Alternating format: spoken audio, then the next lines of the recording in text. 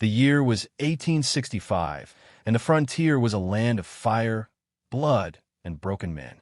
It was a place where fortunes were won and lives were lost with the flick of a trigger finger. In the boomtown of Red Fork, trouble rode in with the wind, and tonight it came in the form of fire. The Copper Spur Saloon stood at the heart of the town, its timber walls stained with whiskey and smoke, its floors sticky with the sins of the desperate. Inside, laughter clashed with sorrow, the rattle of dice punctuated by the low hum of a piano that hadn't been tuned in years. Ellie Carter moved through the crowd with the grace of someone who had long learned to make herself small in the presence of men. A practiced smile, a careful laugh, it was all part of the act. Keep the men happy, keep the owner happy, and, most importantly, keep herself safe. She knew how to play the game. But tonight, there was no escaping the weight of the secret she carried, the one that had sent a pack of killers to Red Fork with blood on their minds. The moment she saw them, she knew. They came in just before midnight. 4 men, dust-covered and mean, their hands never straying far from their holsters. They carried the scent of the trail, of sweat and leather and something darker. Their leader, a man with a scar running from his temple to his jaw, met her gaze, and she knew the game was over. Ellie turned, slipping toward the back. She had seconds, maybe less. The walls felt too close, the air too thick. Outside, the night was alive with the sounds of the town, of horses and boots on wooden planks. Somewhere, an argument was brewing, a bottle smashed, but none of it mattered now. Then she saw him, Chayton. He stood apart from the crowd, a man carved from the very land itself. Broad shoulders, dark eyes sharp as a hawk's. He leaned against the railing of the saloon's second floor, his gaze sweeping the room in that quiet way of his. He wasn't supposed to be here. He had left town days ago, or so she had heard. But fate had a way of changing its mind. Ellie took another step toward the door, her pulse hammering. The outlaws were moving. A hand grabbed her wrist. "Not so fast, girl," Scarface said, his voice like crushed gravel. She tried to yank free, but his grip tightened. "Let go," she hissed. "Not until we have a little talk." He pulled her close, his breath hot and rancid. "You been running, darling. You know something you shouldn't. That's a problem." The piano music stopped. Voices hushed. Chayton moved. He descended the stairs like a shadow, silent, fluid. The nearest outlaw barely had time to react before Chayton's fist drove into his gut, folding him in half. A second later, a chair crashed over another man's back. Then the room exploded into motion. Scarface cursed and shoved Ellie away, reaching for his gun. She hit the floor hard, pain jolting through her ribs. A gunshot rang out. The room fell into chaos. Smoke curled in the lamplight as men ducked behind tables, glass shattering as bullets ripped through the air. Chayton moved through it all with the precision of a warrior, dodging, striking, his tomahawk flashing in the dim light. He took down one of the outlaws before they even knew what hit them. Ellie scrambled to her feet just as Scarface grabbed her again, yanking her toward the back. "We ain't done, girl," he snarled. The door burst open. More men. Ellie's stomach dropped. Then the fire started. No one saw who did it. But the moment the first flame licked up the wooden beams, panic took hold. The saloon, dry as tinder after a long summer, went up fast. Smoke swallowed the room. People screamed. Men shoved past each other, desperate to escape. Ellie coughed, her vision blurring. The heat wrapped around her like a living thing, hungry and relentless. Then Chayton was there, his arm hooked around her waist, pulling her toward the stairs. The fire roared, blocking the front entrance. "Back door," he said, his voice steady despite the madness. They pushed through the crowd, dodging falling beams. The walls groaned, splitting as the fire ate through them. Smoke burned her throat, her lungs. Her legs barely worked. Then, gunfire. The outlaws were still coming. Chayton turned, lifting his revolver. The shot was deafening in the enclosed space. One outlaw fell, clutching his shoulder, but the others weren't deterred. "Go," Chayton ordered. Ellie hesitated. "Now." She ran. The back door was only a few steps away when something hit her from behind. Scarface. They tumbled to the floor, his weight crushing her. "You ain't leaving, girl," he growled, pressing a knife against her throat. "You should have kept your mouth shut." Ellie struggled, the heat searing her skin. Her vision swam. She couldn't breathe. Then Scarface jerked, his mouth opening in a silent gasp. A blade protruded from his chest. Chayton pulled the knife free and shoved the dying man aside. Ellie gasped, coughing, shaking. He grabbed her hand, hauling her up. "No more stopping," he said. The fire chased them into the night. The saloon collapsed behind them, sending embers into the sky like fallen stars. Townsfolk stood in the street, faces illuminated by the burning ruin. Some held buckets, but it was too late. Chayton didn't stop moving. Ellie's legs wobbled, her lungs screaming, but she forced herself to keep up.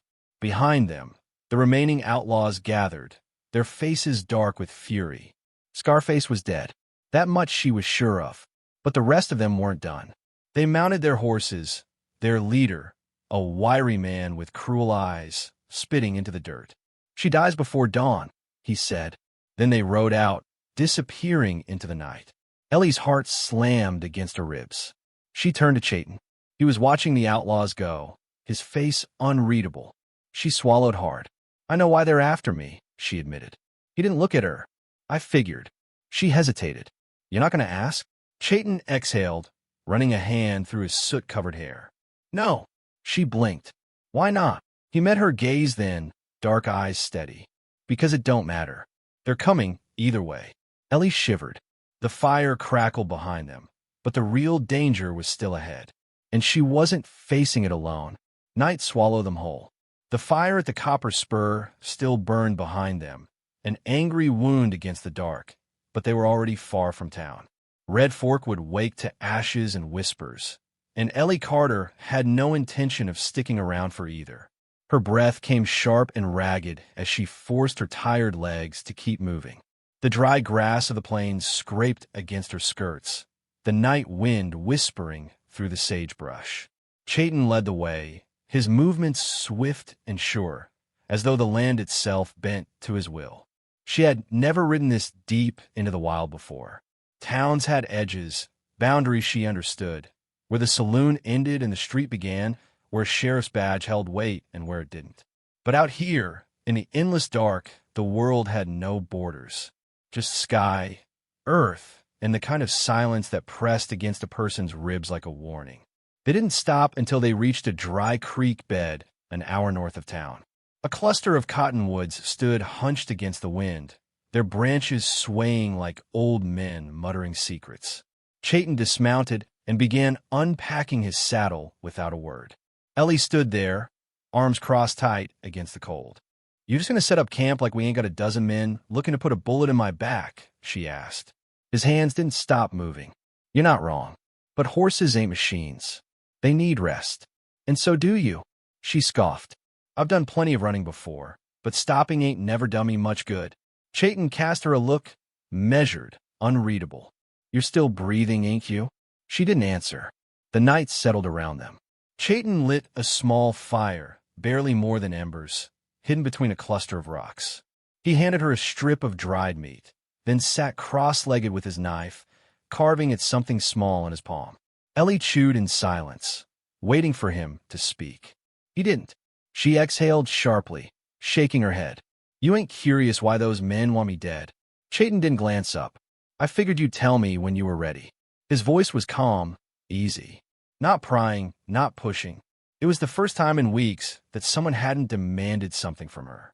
She didn't know what to make of it. She watched him for a moment, his hands steady as he whittled. Strong, calloused hands. The kind that knew violence but didn't revel in it. She pulled her knees to her chest. "Back at the saloon, I heard something I wasn't supposed to." Chayton didn't react, but she knew he was listening. There was a man, a land baron out of Missouri, name of Samuel Tate.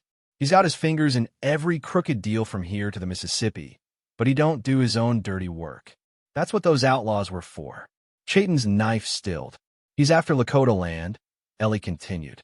"There's supposed to be a treaty signing next month. Government's planning to recognize some of it as protected land. But Tate's got different plans.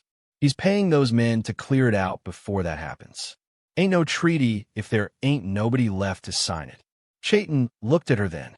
It was only a flicker of movement, but in that single glance, the firelight caught something sharp in his eyes. Who did you hear this from?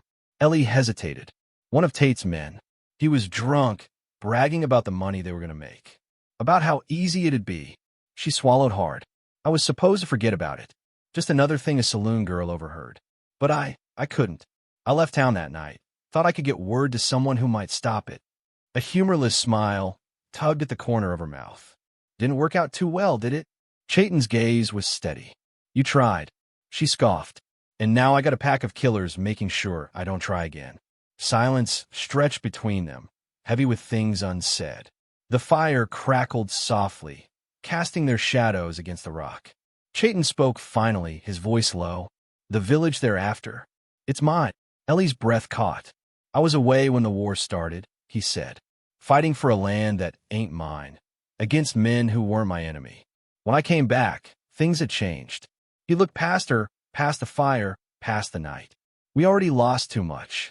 I won't lose them too. Ellie stared at him. She had known from the moment he saved her that he was different, but now she saw the weight he carried, the quiet war inside him. She exhaled, rubbing her hands together. Then we got a problem in common. For the first time, something like a smirk tugged at the edge of his lips. Seems that way. The wind shifted. Chayton's head turned sharply, his body tensing. Ellie followed his gaze. Down the creek bed, barely visible in the moonlight, was movement. A glint of steel. The silhouette of a rider. Ellie's stomach dropped. They found us.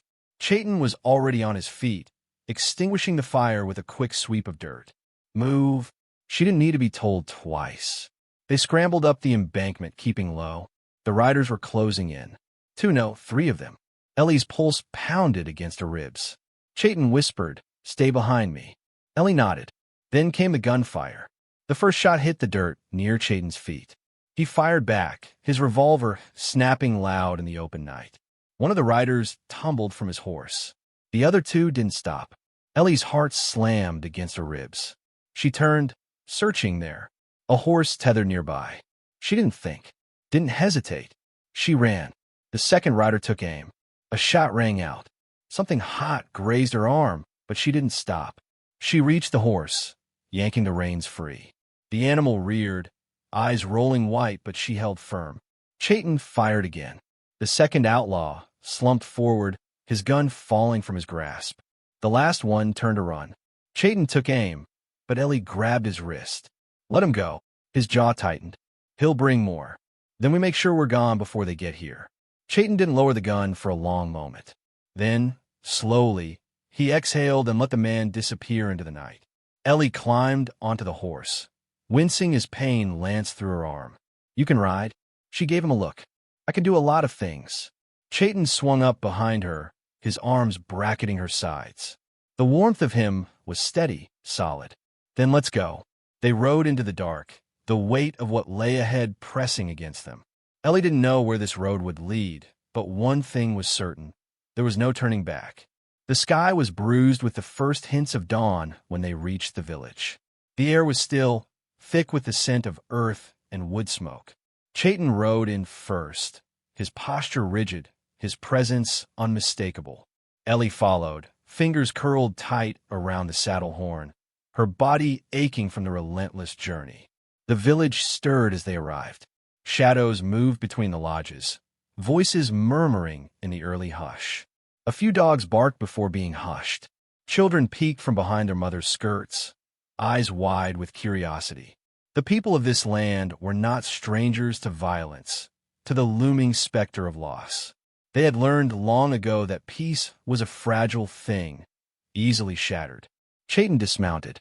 A tall man approached, his face lined with years of hardship and wisdom.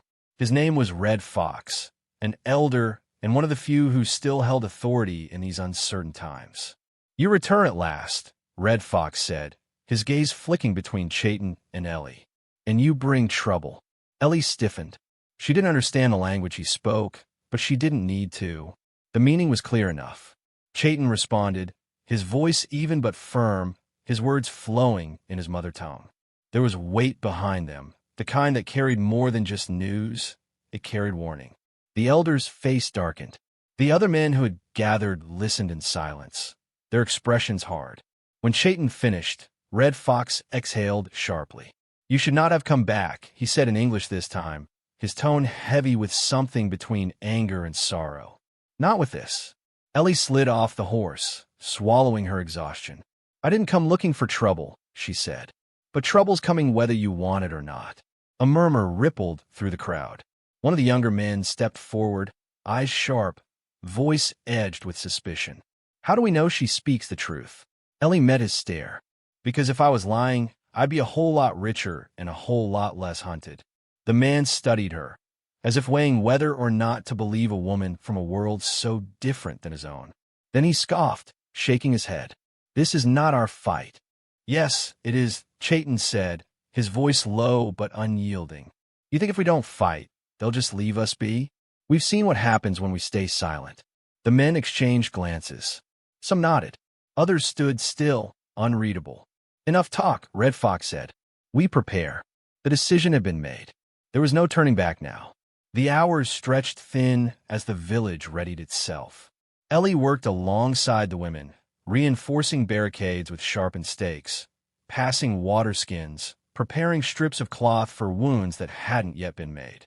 She had never seen war up close, but she understood desperation, understood the way survival stripped a person down to their raw self. The men readied their weapons. Bows were strung, arrows fletched, rifles checked and loaded. Chayton moved among them, speaking little but commanding much. He was a man who had seen war before, had lived it, and they listened when he spoke. Ellie found him near the river's edge, sharpening his tomahawk with slow, methodical movements. "How bad do you think it'll be?" she asked.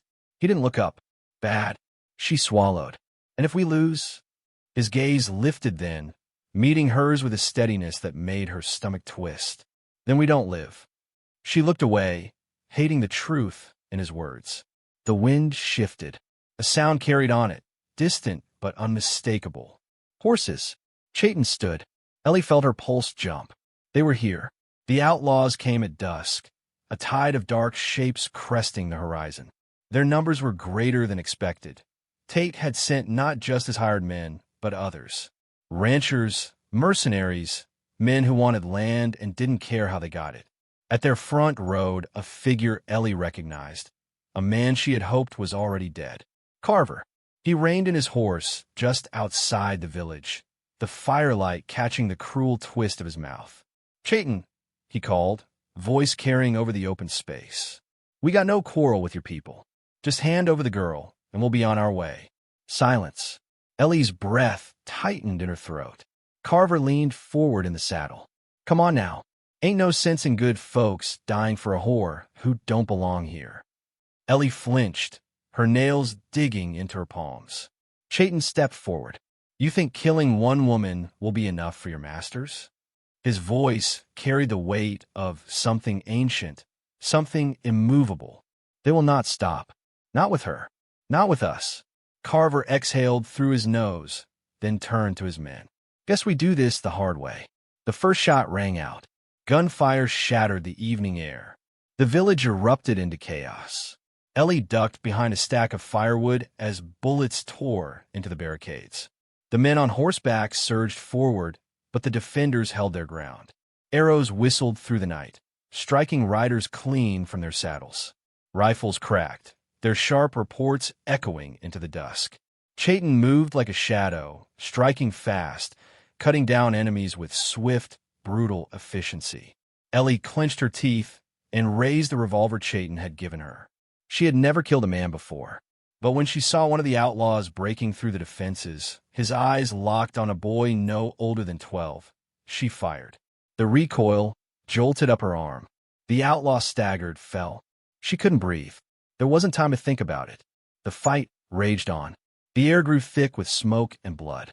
The outlaws kept coming, more and more of them pushing through. Ellie saw Carver weaving through the battle, his gun cutting men down with ease. Then flames. A scream ripped through the night as fire spread from the first lodge, climbing like a hungry beast. The smell of burning wood and flesh coiled in Ellie's nose, turning her stomach. They were losing ground. Carver caught sight of her. His grin was sharp, wolf-like. He raised his pistol. Ellie dove. The bullet splintered the post behind her. She rolled, came up scrambling. Carver followed, slow and steady, like a man who knew his prey had nowhere left to run. Should have let me kill you back in Red Fork, he mused. Would have saved us both some trouble. Ellie gritted her teeth. Go to hell. She fired. Carver dodged, lunging forward. The gun was knocked from her hands. His fist caught her ribs, knocking the wind from her lungs. She stumbled back, the heat of the fire clawing at her skin. He loomed over her.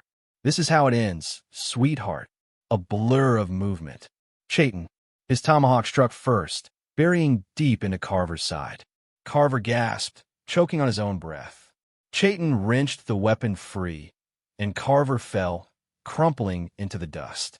Ellie clutched her ribs, watching the life drain from the man who had hunted her for so long. The battle was ending. The remaining outlaws scattered, realizing they had lost. Smoke choked the village. The dead lay where they had fallen. Ellie turned to Chayton, heart hammering. He looked at her, blood splattered across his face. You all right? He asked. She swallowed hard. No. His jaw tightened. But there was no more time for words. Because as the last outlaw fled into the darkness, Ellie knew this wasn't over. Not yet. The night was thick with the stench of blood and smoke. The fires still smoldered, casting a dull, angry glow over the village. Bodies littered the ground, some familiar, some belonging to the men who had come to take Ellie's life. The air was silent now, save for the distant cries of the wounded and the soft rustling of wind through the blackened remains of what had once been homes. Ellie stood in the wreckage, the weight of the gun still in her hands, though the fight was over. Her fingers ached, the rawness of recoil biting into her bones. She had killed tonight. The knowledge sat heavy on her chest, thick as the smoke curling in the cold air. Chayton moved beside her, his face streaked with sweat and dirt, his tomahawk dark with blood. He was breathing hard, but his eyes were sharp, scanning the edge of the village. Searching. They'll be back, he said, his voice like gravel. Ellie swallowed, her throat raw. Tate won't let this go. No, Chayton wiped his blade against his pants, the motion quick, practiced, not while he's still alive. Red Fox approached, his expression lined with exhaustion, but his back still straight.